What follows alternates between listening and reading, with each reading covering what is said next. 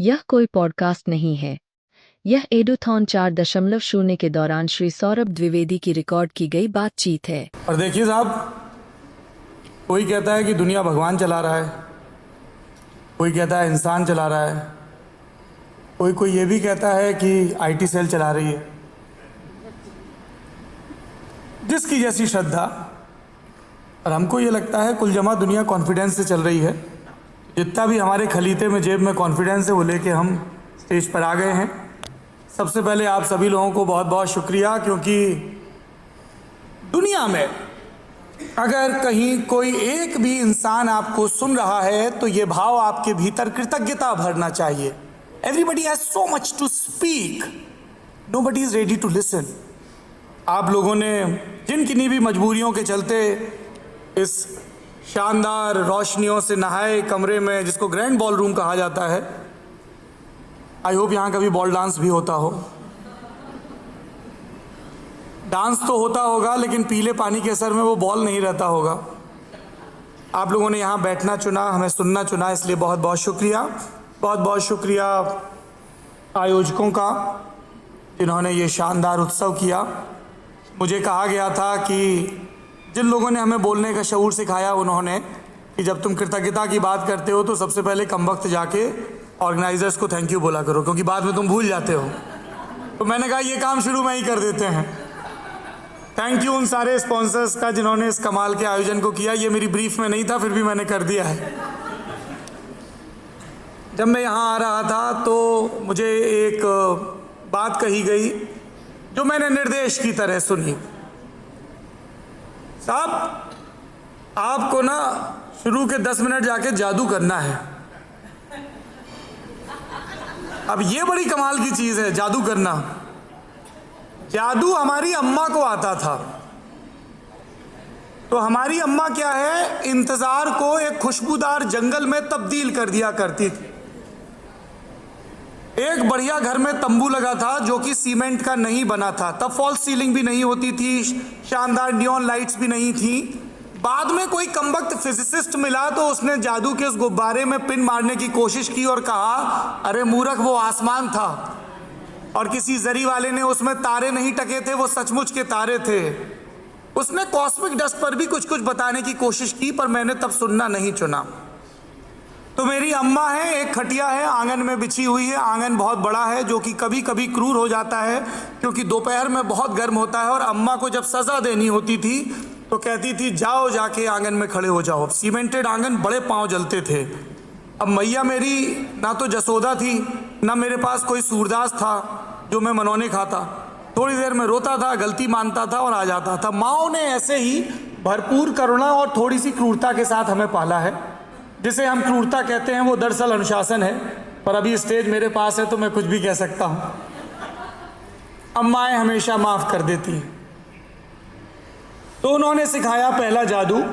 जादू ये था कि हमें इंतजार करना होता था अपने जीवन में शक्ति के एक बड़े स्रोत के वापस आने का, जिनका नाम अमूमन घर में पिता होता है। जब तक हम और हमारी माँ होते हैं तब तक जादू होता है, खुशबू होती है जॉनसन बेबी पाउडर की, थोड़े से दूध की, थोड़ी सी मिठाई की, थोड़ा बचा खुचा होमवर्क होता है। इन सब के बीच में बहुत सारी कहानियाँ और शैतानियाँ होती हैं। और हमेशा एक मौका होता है कि माँ से लिपट के सो जाएंगे और वैसा कंफर्ट महसूस करेंगे जैसा शायद कभी हमारे न्यूरॉन्स ने, जब वो बन रहे थे, बूम में फ्लोट करते हुए महसूस किया होगा। मौजा ही मौजा, सो रहे हैं भरपूर, जब मन किया तब खाना खा लिया। When we float in the womb, we are the most secured creature। पर बाहर आते हैं और जितनी बार हम माँ को ऐसे जोर से हक करते हैं तो वो उनसे जो माँओं से एक अलग किस्म की खुशबू आती है। और पेरिस या कन्नौज का कोई भी अतरबाज आज तक उस खुशबू को डिटेक्ट नहीं कर पाया है। उसमें थोड़ी सी अगरबत्ती की खुशबू होती है, थोड़ी सी उनकी सूती साड़ी की खुशबू होती है, थोड़ा सा वो जो शैम्पू यूज़ करती हैं बालों में उसकी खुशबू होती है, थोड़े से मसालों की खुशबू होती है, बहुत सारी मेहनत की खुशबू होती है। तो वो खुशबू थी। आसमान में एक तंबू था जो कुछ कुछ नीला सा दिख रहा था, और था इंतजार पिताओं के आने का। पिता आते थे तो दुनिया आती थी, पिता आते थे तो अनुशासन आता था, पिता आते थे तो शुरुआती 5 मिनट का सन्नाटा आता था, पिता आते थे तो ऐसा लगता था कोई होमवर्क चेक करने वाला आ गया। पर टीचर को तो हम स्कूल में छोड़ आए थे। पिता हमारे परमानेंट टीचर थे, लेकिन सख्त वाले, जैसे पीटी टीचर, हर वक्त पनिशमेंट के लिए तैयार। अगर कोई पीटी टीचर हो तो माफ करे, क्योंकि यही मौका है आपको दिखाने का कि आपके अंदर सेंस ऑफ ह्यूमर भी है, you can take a joke. बहरहाल, पर पिताओं के आने और दुनिया के दाखिल होने से पहले माँ और क्या करती थी? माँ जादू करती थी, क्योंकि वो कहानियां सुनाती थी। उन कहानियों में कभी हम एक बेहद नरम लेकिन दुनिया जहां के रंग अपने पैलेट पर सपेटे तितली हुआ करते थे, और हमें ये यकीन था कि हम तितली हो सकते हैं, हम उड़ सकते हैं। कभी हम एक कुआं होते थे जिससे एक लड़की बाहर निकलती थी, जो पता चलता था कि असल में राजकुमारी है और धोखे से उस कुएं में फेंक दी गई है। इससे दुनिया में आगे जितने भी आने वाले दुखों के कुएं थे, उनसे उबरने की एक आस बीज की तरह हमारे भीतर दाखिल हो जाती थी, क्योंकि हमें पता था कि माँ ने बताया है, और माँ कभी झूठ नहीं बोलती, कि हर कुएं से निकला जा सकता है एक बेल को पकड़कर जो हरे रंग की होगी। और माँ ने सबसे बड़ा जादू ये सिखाया, जिसे हम कहन का जादू कहते हैं, कि शब्दों के जरिए तुम भी जादू बुन सकते हो, तुम भी कहानी कह सकते हो। माँ मेरी पहली शिक्षक थी। आप सब शिक्षा से जुड़े व्यक्ति हैं, और ऐसा नहीं कि माँ बहुत अच्छी थी, ये हम लोग बहुत ग्लोरीफाई कर देते हैं। मैं लेटली बहुत सारी मम्मियों से मिला हूँ जो कि मेरी दोस्त हैं। ये बड़ी खूबसूरत औरतें हैं, इसलिए नहीं कि वो दिखने में खूबसूरत हैं, वो तो हैं ही। दुनिया में कोई भी औरत जो कॉन्फिडेंस से भरी है और उसने खिलखिलाना चुना है, वो खूबसूरत है, बहुत ज़्यादा खूबसूरत। इसलिए क्योंकि उन्होंने अपनी दुनिया हमसे साझा करनी चुनी। तो पिछले दिनों हमारी एक दोस्त वो माँ बनी। मैं बहुत एक्साइटेड सा उनके पास पहुंचा। I was very happy. वो she was one of the founding member of Lallantop. जिस लड़के से उन्होंने शादी करना चुना, वो भी वहीं पे काम करते थे, तो हमने बिल्कुल शुरुआत से उनको देखा। और अब वो माँ बनी है, वो एक लाइफ के एक और फेज में गई। तो मैं बिल्कुल ऐसे पहुंचा उनके पास जैसे मेरे पास कागज़ कलम है, मैं स्टूडेंट हूँ और ये बहुत इंपॉर्टेंट लेक्चर है और नोट्स हैं जो मेरे फाइनल एग्जाम में आने वाले हैं, और मेरा प्लेसमेंट इसी पे डिपेंड करता है। तो मैंने कहा तो फिर कैसे हुआ? देन शी स्टार्टेड एक्सप्लेनिंग कि सबसे पहले पीरियड पेन, सबसे पहले लेबर पेन होता है। मैंने कहा वो कैसे होता है, एक्सप्लेन करो। कहाँ पे क्रैम्प्स होते हैं, कहाँ पे दर्द होता है, वो दर्द कैसा महसूस होता है? उसने कहा ऐसा होता है, पीरियोडिक दर्द होता है, फिर उसकी साइकिल बढ़ती जाती है। फिर क्या हुआ, फिर ये इंजेक्शन लगा, फिर ये हुआ, फिर वो हुआ। She explaining. By the time she finished explaining, I was in tears.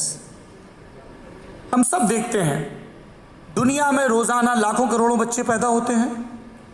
हम सब ये सुनते हैं, बधाई देते हैं, हमारे घरों में भी हुए। पर जब एक स्त्री ये बताती है कि उसने किस तरह दुनिया में एक जोड़ किया, एक जादू किया, और आप उसके ठीक पहले की उसकी मनोदशा, उसकी शारीरिक दशा को सुनते हैं, तब आपको समझ में आता है कि वो जिसे आपने अपना पहला शिक्षक कहना चुना, वो कितनी तकलीफ से गुजरी है। और फिर भी उसने बार बार लगातार आपसे प्यार करना सीखा। ये यूं ही नहीं आ जाता है। Postpartum depression is the reality in our world. और इन सब के बावजूद if you look around and if you talk about this first teacher of our life, हम सब जो यहाँ बैठे हैं, अगर वो अवतार नहीं है तो हमें किसी माँ ने अपनी कोख से जन्म दिया होगा। मतलब ऐसा भी हो सकता है कोई एलियन हो इस कमरे में, I am not sure about them, but rest of us. देखिए, मैं रैशनल आदमी हूँ, ऐसा भरम पालता हूँ। साइंस बड़ी कमाल की चीज़ है। साइंस डेल्व इन पॉसिबिलिटीज।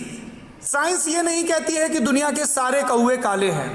साइंस कहती है दुनिया में अब तक जितने कौवे देखे गए हैं वो काले हैं। That's why I am saying कि अगर कोई किसी दूसरे ग्रह से है तो माफ करे। बाकी हम सब, हमारी माँओं ने हमें पैदा किया, हमारी पहली teacher. When is the last time we inquired with our mother, with our first teacher about her health? Not जब उनको कोई बीमारी हो गई। मैं हमेशा अपनी नौजवान जिम्मेदार ऑडियंस से पूछता हूँ, क्या हमारी मम्मियों के पाँव में सुंदर से चमकीले से स्पोर्ट शूज़ हैं? क्या हमारी मम्मियों के घूमने के लिए आसपास रनिंग ट्रैक या बगीचे हैं? क्या हमारी मम्मियों के बीमारी की आहट से पहले रेगुलर हेल्थ चेकअप होते हैं? क्या उनकी खुराक का ख्याल रखा जाता है? क्या आपको पता है कि आपकी मम्मी का फेवरेट फ्लेवर कौन सा है केक में? उनको कौन सी आइसक्रीम पसंद है? उनका चीट मील क्या है? क्या हमें पता है कि जब हमारी मम्मी हमारी एज की थी तब वो बड़े होके क्या बनना चाहती थी, और वो कौन से लोग थे जो उनकी जिंदगी में जादू लेकर आए? If we are talking about teachers, let's start with our first teacher. मेरी माँ ने मुझे जादू करना सिखाया। पता नहीं कितना सिखा पाई, नहीं सीख पाया तो उनका दोष नहीं। फिर मेरी टीचर जो कि अलग अलग पड़ाव पर मिली, क्या कमाल के टीचर थे साहब। एक टीचर थे हिंदी पढ़ाते थे, पर वैसे नहीं पढ़ाते थे कि सिलेबस पूरा करना है। उन्होंने मोहब्बत पैदा कर दी ज़बान के प्रति, साहित्य के प्रति। उन्होंने इस तरह से तैयार किया कि आपको लगा कि अगर जादू करना है और जादू सीखना है तो सबसे पहले शब्द से मोहब्बत करनी पड़ेगी। शब्द जो ब्रह्म है, ब्रह्म किसे कहते हैं? ईश्वर को कहते हैं। ईश्वरों के पास साहब बहुत काम है। अब देखिए मैं आपको गिनवाऊं ईश्वरों के पास क्या क्या काम है। ईश्वर के पास एक काम है कि ये जो सामने हमारे देवी जी बैठी हैं, जिन्होंने बड़ी मेहनत से ये संस्थान बनाया है जिसका नाम चितकारा है, ये कैसे बढ़े? और एआई का ज़माना है, बच्चे डिमांडिंग हैं, पेरेंट्स और ज़्यादा डिमांडिंग हैं। सिर्फ ग्लॉसी प्रॉस्पेक्टस छापने से तो काम चलेगा नहीं, अच्छी फैकल्टी भी चाहिए, प्लेसमेंट भी दुरुस्त होना चाहिए। तो ये रात दिन इस फिक्र में लगी हैं। उनके बगल में एक बैठी हैं जो अभी अभी जुहू के अपने नए घर में शिफ्ट हुई हैं, तो उनकी तमाम चिंताएं हैं। अब उनकी चिंताएं क्या क्या हैं? 2 बड़े काबिल बेटे हैं, एक उनसे भी ज़्यादा काबिल पति हैं, जो दुनिया जहाँ वो घूमते रहते हैं इस आश्वस्ति के साथ कि उनकी धुरी उनको दुरुस्त रखेगी। इन सब के बीच शिक्षा का भी काम है। उनके बगल में एक भाई साहब बैठे हैं, चिंता कर रहे होंगे ये कमबख्त कितनी लंबी स्पीच देगा, भी इससे सवाल भी पूछने हैं। उनके बगल में हमारी दोस्त बैठी हैं जो अभी अभी दफ्तर निपटा कर आई। उनके बगल में मेरी भतीजी बैठी हैं जिनकी चिंता है कि ताऊ कितनी लंबी स्पीच दे रहे हैं। और आप देखिए कि ये सब अपनी चिंताओं को किसी एक अज्ञात के नाम मर रहे हैं जिसका नाम हमने ईश्वर रखा हुआ है। तो ईश्वरों के पास हर वक्त बहुत काम होता है। मैं भी अपनी जिंदगी में कुछ एक ईश्वरों से मिला हूं, बड़े ही कमाल के लोग थे साहब। कभी आदमी की शक्ल में मिले, कभी औरत के। हर बार मैंने उनका पेशा पूछा तो उन्होंने कहा जी मैं टीचर हूं, मैं पढ़ाता हूं, मैं पढ़ाती हूं। उनके अलावा और मैं किसी को ईश्वर के तौर पर नहीं पाया। मैं उनको ईश्वर क्यों कह रहा हूं? इसलिए नहीं कि साहब स्पीकर के तौर पे बुलाया है तो सामने जैसी ऑडियंस है वैसी तान दो, खुश होके जाएं वो भी, हम भी कहें अरे आज तो एक आया था उसने भी मान ही लिया कि हम खुदा हैं। मैं आपको ईश्वर इसलिए कह रहा हूं क्योंकि आप हमारे भीतर जाने अनजाने संभावनाओं के बीज बोते हैं। आपकी एक छोटी सी मुस्कान हमारे भीतर के डरों को दूर करती है। जैसे यहां एक बाईं तरफ देवी जी बैठी हुई हैं काली पोशाक में, अपना मोबाइल चेक कर रही हैं। कि उनको बता दीजिए मैं उन्हीं के बारे में बात कर रहा हूं। I am talking about you young lady. Hi. Right before the session she walked up to us और उन्होंने पूरी मुस्कान के साथ, जो कि फेक नहीं थी, एक वो मुस्कान है जो हॉस्पिटैलिटी इंडस्ट्री में सिखाई जाती है, विद द अर्ज की जेन्युइन होनी चाहिए। You walk up in a restaurant, दिल से hello sir how are you doing. हो सकता है वो अभी अभी फ्रंट मैनेजर से डांट खा के आया हो। एक स्माइल है जो ब्यूटी पेजेंट्स में जाने वालों को सिखाई जाती है, पता नहीं आपके ज़माने में सिखाई जाती थी कि नहीं। उसमें बताया जाता है ज्योमेट्री के हिसाब से इतने इंच मुस्काना है, कैमरे की तरफ इतना देखना है। एक होती है जेन्युइन मुस्कान, पेट से आती, भीतर से आती है, खिलखिलाती हुई मुस्कान। She walked up to us and she asked, कैसे हैं आप? It disarmed me. दुनिया में इतनी क्रूरताएं हैं और उससे थोड़ी सी ज्यादा संभावनाएं हैं, और हर संभावना हंसी के किसी कमल दल पर इतरा रही। ये मुझे मेरे गुरु ने सिखाया। If you smile, you can become a source of joy for anybody. Imagine एक टीचर है जिनसे आपने इनके सामने कोई गुस्ताखी की, शैतानी की, उन्होंने पकड़ लिया और वो गुस्सा गए, परशुराम का अवतार हो गए।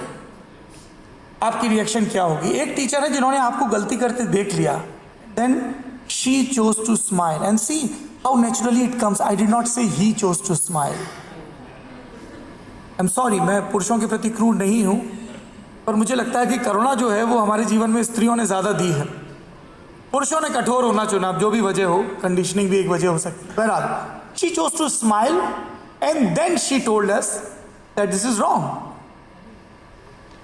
अब वो डांट नहीं रही हैं तो हम बहाना नहीं मार पा रहे हैं, हम अपना रौद्रूप अरे मैंने तो कर दिया तो क्या हुआ, I am a tough kid नहीं कर पा रहे। हमारे गुरुओं ने हमें सिखाया कि मुस्कुराने के जरिए न सिर्फ आप अपने भीतर की ऊर्जा को बचाते हैं बल्कि अपने इर्द गिर्द थोड़ी सी ज़्यादा हरियाली फैलाते हैं। हमारे गुरुओं ने हमें सिखाया कि शिक्षा का मज़ा ये है कि ये कभी ख़त्म नहीं होती है। गुनाहों का देवता में धर्मवीर भारती एक बड़ी कमाल की लाइन लिखते हैं, शेर है एक साहब, अर्ज किया है, इरशाद बोलिए।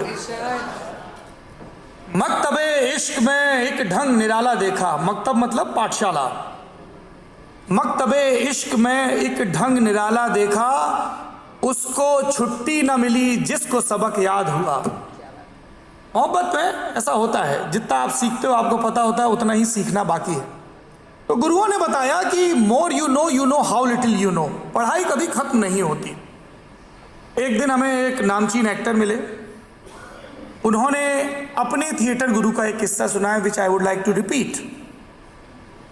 उन थिएटर गुरु का नाम था बाबा कारंत, बीवी कारंत, बहुत बड़ी हस्ती।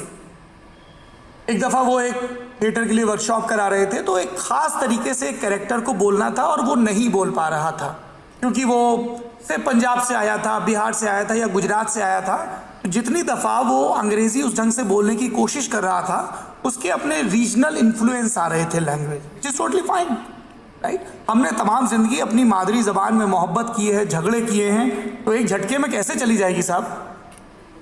तो कुछ एक कोशिशों के बाद उसने गुस्से में कह दिया, एक्टर साहब अब तो ऐसा ही है, I am fine like this, अब तो ऐसे ही करूँगा।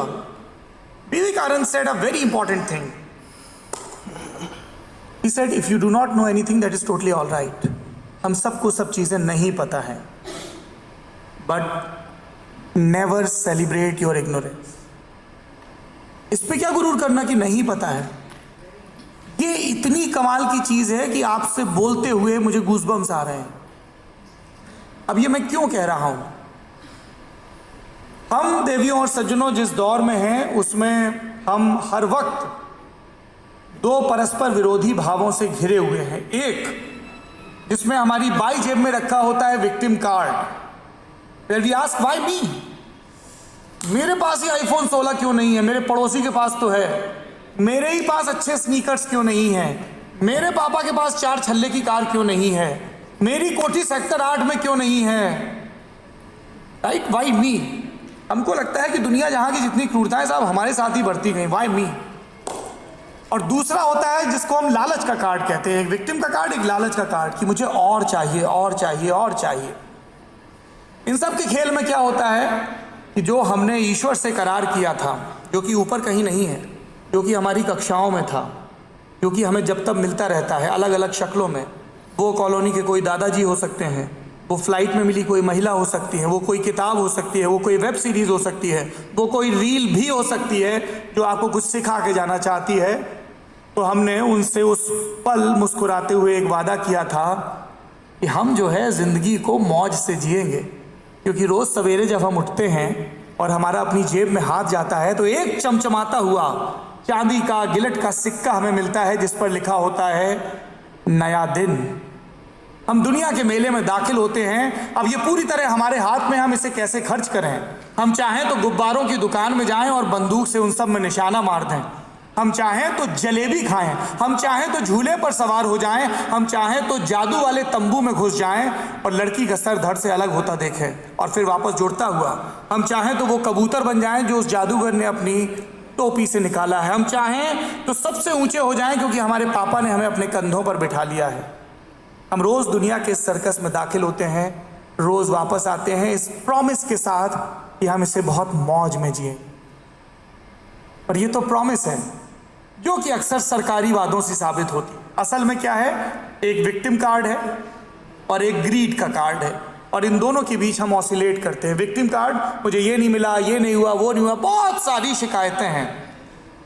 जिसकी जुल्फें लंबी हैं उसको शिकायत है, ओ गॉड मैंने पता नहीं पीर प्रेशर में क्यों इतने लंबे बाल रख लिए, कितना दिक्कत होती है। मैंने जिसके छोटे बाल हैं वो रात दिन कभी ये तेल कभी वो तेल लगा रहा है कि साहब जुल्फें लंबी हो जाएं। जिसके बाल काले हैं वो कलर करवा रहा है, जिसके बाल मेरी तरह सफ़ेद हैं वो अलग से रंग पुतवा रहा है। जिसने लाल पुतवाया उसको नीले की याद आ रही, जिसने नीला पुतवाया उसको हरे की याद आ रही। आदमी खुश होने को राज़ी नहीं है। जिसने पूरा बॉडी फैट ख़त्म कर लिया वो रात दिन इस चिंता में दुबला है कि साहब थोड़ा सा BMI और ठीक हो जाए, वो प्रोटीन के डब्बे निपटा रहा है। जिसका वज़न ज़्यादा है वो मुस्कुरा नहीं रहा है, वो रात दिन अपनी बॉडी शेमिंग कर रहा है, मन मार रहा है। शाम के 7 बजे मिठाई खाने का मन था, नहीं खाई। 4 घंटे अपने मन के साथ क्रूरता की और सोने से ठीक पहले 11 बजे डब्बे से 2 पीस निकाल के खा लिए।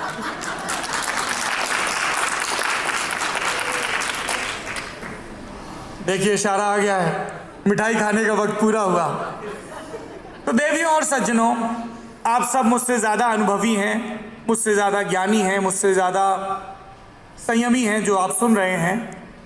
मैं 41.5 साल जितने भी सिक्के मैंने अपनी जेब से निकाल के खर्च किए, आप सब विद्वानों को पढ़ लिख कर सुनकर आप लोगों की कंपनी में यही जाना कि ये जो विक्टिम के और ग्रीड के कार्ड हैं ये 2 बड़े टीचर भी हो सकते हैं, बशर्ते जितनी दफ़ा हम विक्टिम कार्ड निकालकर वाई मी पूछें उतनी बार वाई मी ये भी पूछें अपनी ब्लेसिंग्स के लिए कि मुझे कोई बड़ी बीमारी नहीं है, वाई मी। मेरे माता पिता मुझे पढ़ा पाए, वाई मी। मेरे सर पर एक छत है, वाई मी। मेरी स्पीच फैकल्टीज काम कर रही है, वाई मी। मुझे अगले पल के खाने की चिंता नहीं है, वाई मी। कोई है जो मुझे बहुत प्यार करता है, वाई मी। तब आप कृतज्ञता के बोझ से भर जाएंगे, क्योंकि आपको दुनिया जीतनी नहीं है, दुनिया जीनी है, दुनिया जीतने के लिए नहीं है। और जितनी दफा आपको ग्रीड का कार्ड ज्यादा मजबूत लगे, आप दुनिया के सबसे ताकतवर आदमी को याद करिए, उसके साम्राज्य को, उसके आभूषणों को, उसने जितनी जमीन जीती उसको, उसके यश को, वैभव को याद करिए और अपने आप से पूछिए कि वो इंसान कहाँ है। वो इंसान हमारी आपकी स्मृतियों में है, वो अपने वैभव को अपने साथ नहीं ले गया। कोई अंत नहीं उस ग्रीड का। ज्ञान थोड़ा ज्यादा हो गया है, मैं माफी चाहूंगा। नई उम्र की नई फसल हूं, भावनाओं में बह जाता हूं, क्योंकि मेरी माँ ने कहा है कि जब आप जादू करना सीख रहे होते हैं, जो कि कभी खत्म नहीं होता है, तब आप कुछ भी बन सकते हैं। तो मैंने पिछले 12 मिनट उपदेशक बनना चुना। सबसे आखिरी में, बस 1 मिनट, सबसे आखिरी में एक और शिक्षक की बात करता हूं। वो मेरी दादी हैं। अभी मैं अपनी माँ की बात कर रहा था। मेरी दादी ना गदर औरत हैं, मतलब भगवान कसम, आप पूरे पंजाब हरियाणा की बिजली लेके पूरे भाखड़ा नांगल के पानी से जो बनी हो, वो जो ऐसी औरत नहीं मिलेगी आपको। सुंदर इतनी, मतलब दादी के हिसाब से, दादी से पूछो दुनिया में सबसे सुंदर कौन, दादी बोलती है मैं। सुंदर इतनी कि बड़े बड़े कवि उन पे महाकाव्य एपिक लिखते हैं। ये जितने लॉरियल टाइप के हैं सब उनको ब्रांड एम्बेसडर बनाते हैं। कॉन्फिडेंट इतनी कि मोदी जी और बाइडेन जी को डाउट हो जाएगा इन महिला को इतना कॉन्फिडेंस कैसे है। मेरी दादी पोलैंड में पैदा हुई थी, बड़ी कमाल की औरत। दादी जब बड़ी हो रही थी तो उस मुल्क में जंग बहुत थी। दादी ने जंग देखी, फिर वो वहां से निकली, फिर उन्होंने सोचा कि इसके बारे में लिखा जाए। दादी ने कहा कितना ही लिखूंगी, दुनिया में तो बहुत दुख है, तो उन्होंने प्रोज लिखना नहीं चुना, पोएट्री लिखना चुना। फिर एक रोज दादी को कॉल आया, आराम से बैठी हुई थी धूप में जैतून के पेड़ के नीचे, ऑलिव, जैतून इज ऑलिव गाइस, बढ़िया ब्लैक कॉफी पी रही थी। जितने भी उनके दांत बचे थे उन सब के बीच में केक खा रही थी, बढ़िया सा कैरमल केक। उनको एक फ़ोन आया, उन्होंने फ़ोन करने वाले ने कहा दादी बधाई हो। दादी ने कहा अब किस बात की बधाई। दादी कॉन्फिडेंस से भरी थी, उनको दिन भर बधाइयाँ मिलती थी। उन्होंने कहा दादी आपको नोबेल प्राइज़ मिला है। ओके। और फिर से उन्होंने एक केक का टुकड़ा उठाया और कॉफ़ी के सिप के साथ ख़त्म कर दिया, और उसके बाद वो सोने चली गई जैसे कि रोज़ जाती थी। मेरी उन दादी का नाम है विश्वावा शिम्बोष्का। वो पोलैंड की बहुत महान पोएट हैं कहा मैंने, उनकी देह गुजर गई है इसके बाद भी। दादियां साझा होती हैं, उनके तजुर्बे साझा होते हैं। हमारी दुनिया में जितने भी पुरखे हुए, उन्होंने क्रूर होना चुना हो या करुणा से भरा होना चुना हो, यदि उन्होंने एक भी सीख पास ऑन की है तो वो हमारे पूर्वज हैं और हमें उनके प्रति कृतज्ञ होना चाहिए। ये बिजली का बल्ब कैसे जलेगा, इस कमरे में बैठे व्यक्ति ने नहीं खोजा, किसी ने पूरी जिंदगी कुर्बान कर दी, लेकिन ये यहाँ जल रहा है उन सबों की मेहनत की वजह से। ये कृतज्ञता है और हमारे पूर्वजों का रिश्ता है। इस कैमरे के पीछे जो लेंस है उसे किसी ने घंटों, दिनों, महीनों घिसा है, तब जाके ये इस स्थिति में पहुंचा है। किसी ने ये कारपेट बुनी है, किसी ने ये पोडियम तैयार किया है। मेरी उन दादी ने जब नोबेल की स्पीच स्वीकार की तब एक बात कही, उस बात को दोहराकर अपनी बात खत्म करूंगा। एक लंबी स्पीच है, उसमें वो कहती हैं, देवियों और सज्जनों, मैं आपको दुनिया का सबसे ताकतवर वाक्य बताने जा रही हूं। यदि आपने इस वाक्य को सीख लिया तो जिंदगी में आगे बढ़ने से आपको कोई नहीं रोक सकता।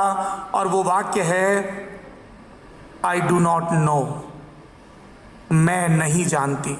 ये दुनिया का सबसे ताकतवर वाक्य है, क्योंकि जितनी बार आप ये कहते हैं कि मैं नहीं जानती, उतनी बार आप ये स्वीकार करते हैं कि आपको कुछ सीखना है, उतनी बार आप गुरुओं की तलाश करते हैं, उतनी बार आप ग्रेटिट्यूड से भरते हैं, उतनी बार आप मेहनत की तैयारी करते हैं, उतनी बार आप थोड़ा सा आगे बढ़ते हैं। और जब आप थोड़ा सा आगे बढ़ते हैं तो आपके साथ साथ पूरी धरती थोड़ा सा आगे बढ़ती है। इसलिए हमेशा ये सवाल पूछते रहिए कि क्या आपको नहीं पता है।